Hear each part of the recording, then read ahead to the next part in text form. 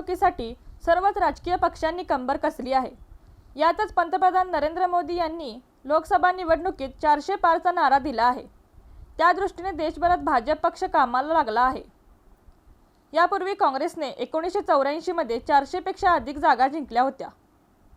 भारतातील लोकसभा निवडणुकीतील हा आतापर्यंत सर्वात मोठा विजय होता। इंदिरा गांधीच्या हत्येनंतर 1984च्या सार्वत्रिक निवडणुका झाल्या।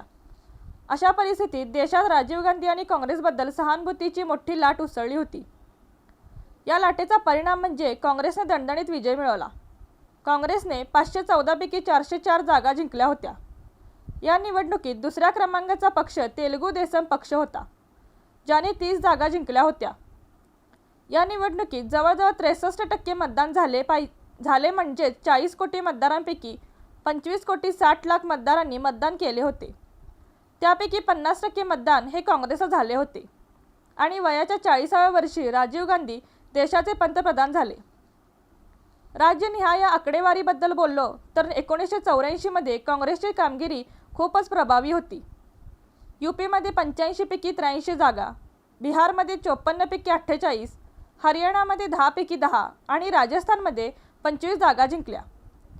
दक्षिणेतही काँग्रेसचा झेंडा फडकला। कर्नाटकात 28 पैकी 24, केरळमध्ये 20 पैकी 13 आणि तामिळनाडूत 39 पैकी 25 जागा जिंकल्या।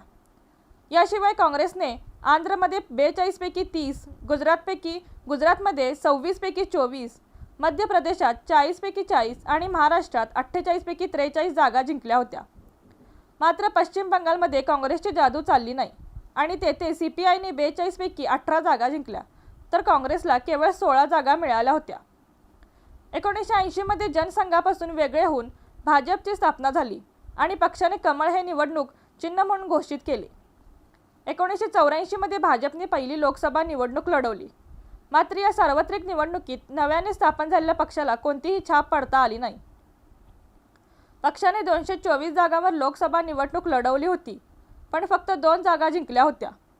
सी जंगारेड्डी आंध्र प्रदेशातील हनमकोंडा मतदारसंघातून PV नरसिंह राव यांचा पराभव करून विजयी झाले, तर गुजरातमधील मेहसाणा मतदारसंघातून AK पटेल विजयी झाले होते। भाजपच्या जवळपास 50% उमेदवारांची अनामत रक्कम जप्त झाली आहे। रणनीती न्यूज चॅनलला आजच सबस्क्राइब करा आणि रहा अपडेट।